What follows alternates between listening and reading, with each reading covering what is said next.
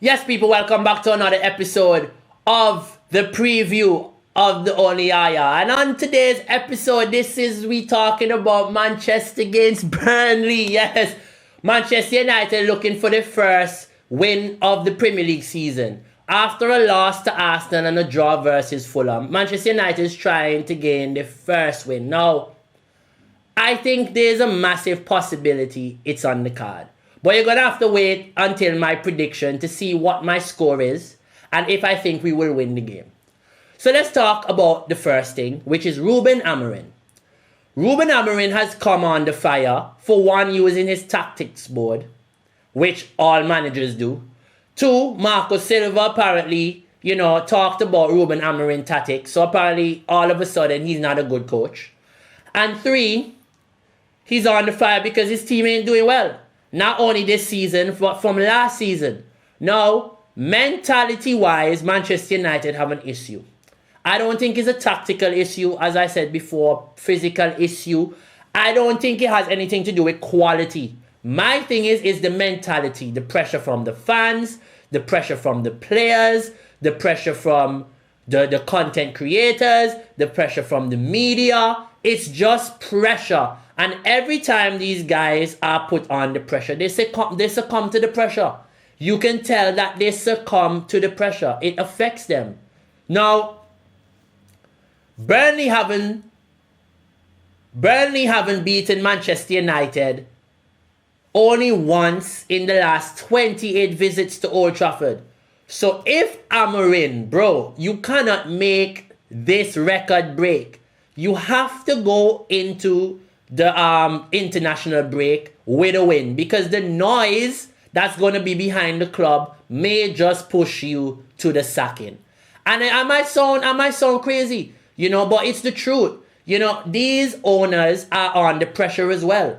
So if they have to throw somebody under the bus, they're not going to throw 22 players under the bus. They're going to throw the manager under the bus. And it looks bad that they're going to now sack two managers in less than a year.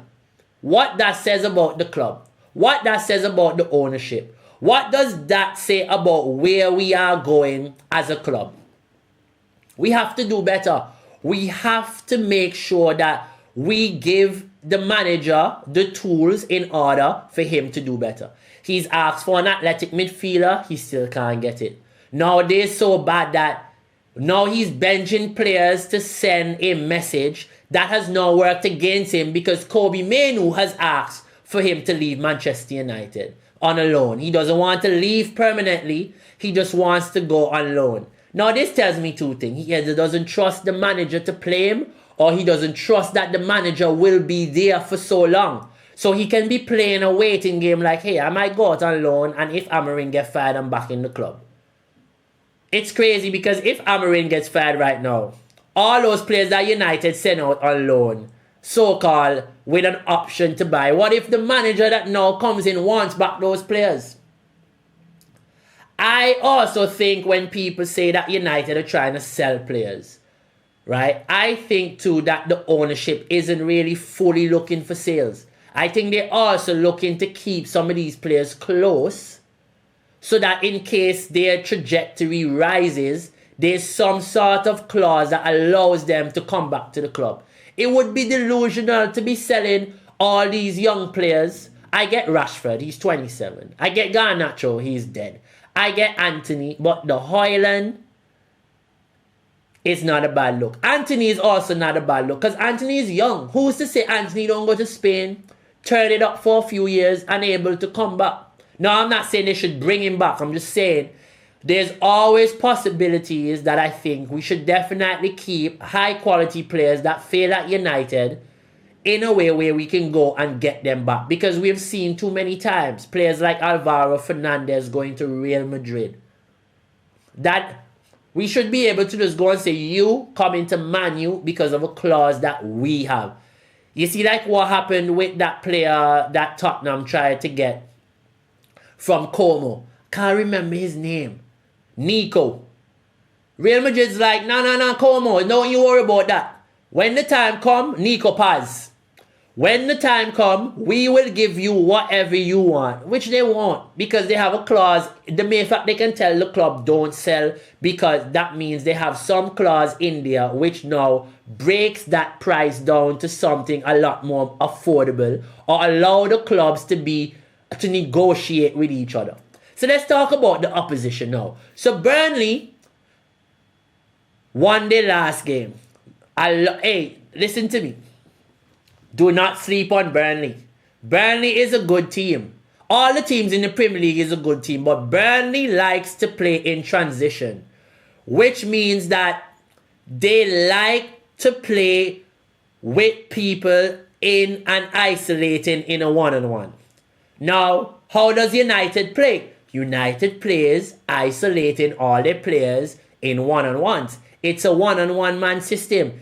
United don't press just each player in a position. United press based on who's closest to the ball, who first lose it, how can we trap and get it back quickly. That's how United plays.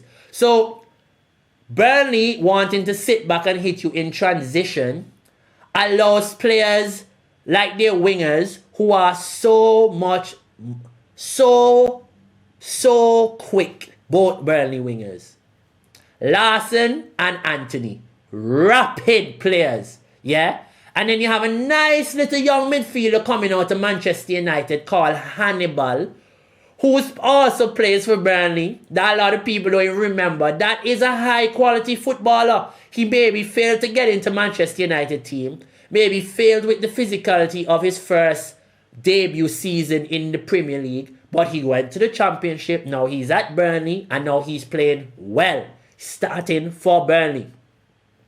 So there is some things, as I said before, players, quality, we should make sure we keep them close, because there are always opportunities. A lot of these young players can grow into better players later down in life. Let's have a look now of the lineups. So this is how I expect Burnley to play. Foster on top, but I have the Bravka, another Manchester United ex-player. So this is literally the Manchester United ex-player derby, because I don't understand. Hannibal, the Bravka, then you have a Kyle Walker from Man City. I have Ekdal, Esteve, and Hartman. Let me tell y'all something. People, look out for this player called Ekdal. Let me tell you something. This guy, defensively, sound. Reads the game well. Watch him. He reads the game superbly. He reminds me of a James Tarkowski. A lot of people don't respect and rate James Tarkowski, but I'm one of James Tarkowski's biggest fans. I think James Tarkowski, as a Premier League defender, is quality. You know, he might not be the Van Dijks of the world. He might not be the Sergio Ramoses of the world. But what he is, though, is a solid 7 out of 10, 8 out of 10 every game. Consistently, solid, win the ball, headers, passing, switching play, long range. Yeah, he might not be the most technical. He doesn't lose the ball as much. Has a mistake, prone to a mistake here and there, but he's a quality player. Now, Hartman, I like his energy. Collins scored on the weekend as they won 2-0. And he's more of the guy that gets more involved in the play.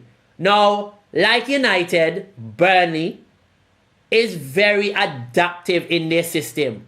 Defending, they go into a back 5.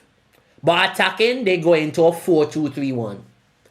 A lot of times, Kyle Walker uses his pace and tucks inside to stop teams in the transition. And Larson, because of his high energy for defensive work, he gets back a lot and plays like a right wing back. So these are some small things we have to be aware of, that maybe they might just switch the formation in a way that suits them to play against Manchester United and match Manchester United's way of playing the same way. So we have to be aware of that. Now, Hugo Kuchu, right? He is Hugo Chokwu.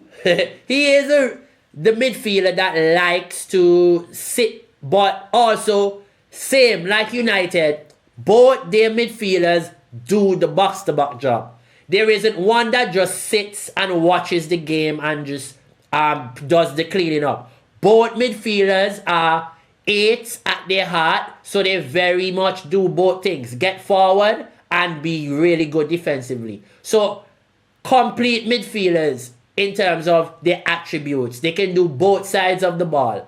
Now, unlike United, where you have players that can do either or, because United always played in a system of 3, right? So, having now a system of 2, they can't adapt. Now, that's why you see teams like Burnley, it's easy for them to adapt because these teams used to play 3-5-2, 5-4-1. So they always usually had pivots, 2 pivots in their team. So that's why the change for them isn't that hard. Yeah, so let's have a look at Manchester United. Now, Manchester United team, this is the team I'm going for because I think the mere fact that he rested Casemiro in the game against Grimsby, I think Casemiro comes straight into the team.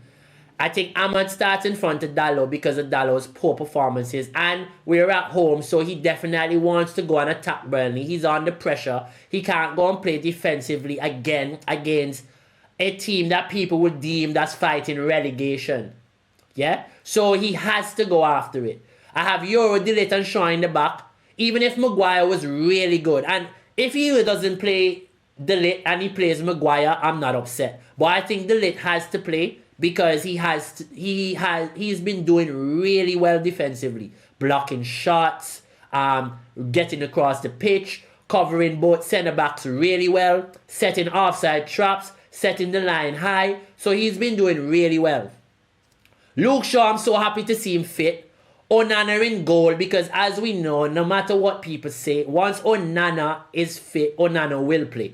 Altai is a good player and Onana didn't do bad in the game.